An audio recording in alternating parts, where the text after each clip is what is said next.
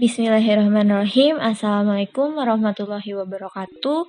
Perkenalkan, nama saya Irna Lila Fatarani dengan NIM 11970300018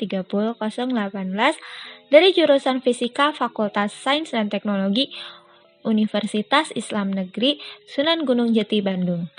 Nah, di sini kalian udah tahu belum sih tentang fisioterapi dan bagaimana penerapannya? Mungkin ada beberapa orang yang aneh dengan kata fisioterapi atau bahkan menganggap fisioterapi itu hal sepele.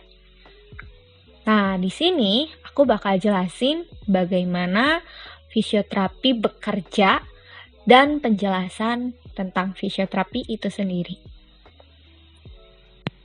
Pertama, penjelasan mengenai fisioterapi. Fisioterapi merupakan bagian dari ilmu kedokteran berupa intervensi fisik non-farmakologis yang memiliki tujuan utama kuratif dan rehabilitatif. Dari gangguan kesehatan, terapi fisik disertai dengan pengobatan modalitas fisik. Modalitas dari fisioterapi itu sendiri biasanya berupa listrik, suara, panas, dingin, magnet, tenaga gerak, dan air. Contoh kecil dari modalitas tersebut adalah cold therapy ataupun termoterapi. Simpelnya sih, fisioterapi itu ilmu yang fokus dalam memperbaiki gangguan fungsi alat gerak atau fungsi tubuh yang terganggu dengan proses terapi. Menurut Keputusan Menteri Kesehatan Republik Indonesia Nomor 778 Tahun 2008 tentang Pedoman Pelayanan Fisioterapi di Sarana Kesehatan, fisioterapi merupakan suatu pelayanan kesehatan yang ditujukan untuk individu dan atau kelompok dalam upaya mengembangkan, memelihara, memulihkan gerak dan fungsi sepanjang daur kehidupan dengan menggunakan modalitas fisik, agen fisik, mekanis, gerak, juga komunikasi. Pada fisioterapi memiliki macam-macam teknik. Nah, teknik tersebut yaitu yang pertama, exercise therapy atau terapi pelatihan. Terapi ini biasanya digunakan untuk mengembalikan fungsi dan memberi penguatan serta pemeliharaan gerak agar kembali pada kondisi normal ataupun mendekati normal. Dan terapi ini diberikan mulai dari anak-anak sampai dewasa. Untuk anak-anak, biasanya diberikan latihan memegang ataupun menggerakkan tangan serta kaki. Dan setelah itu dimulai dari berdiri, melangkah, berjalan, lari kecil, sampai seterusnya. Lalu ada heating terapi atau terapi pemanasan. Sesuai dari nama, terapi ini memanfaatkan kekuatan panas yang digunakan jika ada kelainan kulit, otot, ataupun jaringan tubuh bagian dalam. Penggunaannya ini bisa disesuaikan dari keluhan setiap pasien. Nah, karena terapi ini adalah terapi pemanasan, maka digunakan infrared radiation atau radiasi inframerah. Lalu, ada electrical stimulation therapy atau terapi stimulasi listrik. Terapi ini menggunakan aliran listrik bertenaga kecil yang cocok diterapkan bagi penderita kelemahan otot akibat patah tulang ataupun kerusakan saraf otot pada anak kecil. Cara penggunaannya yaitu menempelkan aliran listrik pada otot untuk mengatasi rasa nyeri.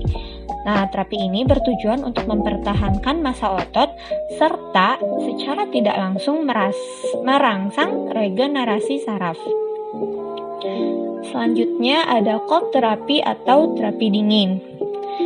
Terapi dingin ini biasanya diberikan bila cedera anak masih akut sehingga proses peradangan tidak menjadi kronis. Pada umumnya hanya diperuntukkan untuk otot saja, biasanya akibat terjatuh ataupun mengalami memar. Selanjutnya ada chest physiotherapy atau terapi bagian dada. Untuk terapi ini diperuntukkan untuk yang memiliki keluhan batuk pilek atau bahkan sampai sesak nafas yang disebut juga dengan sebutan asma. Nah, untuk terapi bagian dada ini biasanya diberikan obat-obat inhalasi yang umum diberikan untuk melonggarkan saluran nafas, pengencer dahak, dan NaCl sebagai pelembab saluran nafas. Rentan waktu yang digunakan sekitar 10-30 menit. Lalu selanjutnya ada terapi atau aquatic terapi. Terapi ini berguna bagi anak-anak yang mengalami gangguan, terutama gangguan gerak akibat spastisitas. Misal pada anak cerebral palsy.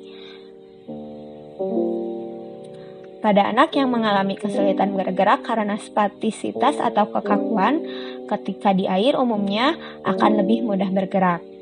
Dengan demikian, diharapkan anak-anak tersebut akan berkurang mengingat adanya bantuan berupa dorongan air yang sifatnya bisa melenturkan gerak tubuh. Lalu terakhir ada ortopedik dan rheumatoid arthritis. Fisioterapi ortopedik ini dilakukan untuk mengatasi gangguan tulang dan otot akibat patah tulang, post fracture atau retak, artritis sendi, keseleo ataupun terkilir. Umumnya ditujukan untuk kalangan dewasa karena kasusnya jarang banget terjadi pada anak-anak. Sebelumnya, kita sudah mengetahui penjelasan mengenai fisioterapi dan juga macam-macam teknik dari fisioterapi itu sendiri. Nah, di sini saya akan memaparkan ataupun membuktikan bahwa fisioterapi ini sangat akurat untuk beberapa pasien di luar sana yang mengalami gangguan-gangguan tertentu. Saya mengambil sumber dengan judul faktor yang berpengaruh terhadap keberhasilan fisioterapi dalam menurunkan nyeri pada penderita hernia nukleus pulposus yang ditulis oleh Dian Ayu Maharani dari Fakultas Kesehatan Masyarakat Universitas Airlangga Surabaya tahun 2006. Nah, untuk digolongkan berdasarkan usia kurang dari 60 tahun dengan jumlah 37 orang, keberhasilannya mencapai 61,67%. Sedangkan usia 60 tahun ke atas dengan jumlah 23 orang, keberhasilannya yaitu 38,33%. Sedangkan jika digolongkan berdasarkan jenis kelamin, untuk jumlahnya yaitu 60 orang, laki-laki 30 orang dan perempuan 30 orang, tingkat keberhasilannya yaitu sama rata 50%. Lalu jika digolongkan berdasarkan berat badan dengan jumlah 34 orang yang non-overweight yaitu 56,67%. Sedangkan untuk yang overweight dengan jumlah 26 orang yaitu 43,33%. Jika digolongkan sesuai dengan tingkat aktivitas ringan dengan jumlah 46 orang, keberhasilannya yaitu 76,67%. Sedangkan jika aktivitasnya berat dengan jumlah 14 orang, tingkat keberhasilannya adalah 23,33%. Lalu digolongkan pula dengan waktu lamanya terapi dari tiap pasien tersebut. Jika di sini ada yang lebih dari 5 minggu dan kurang dari 5 minggu.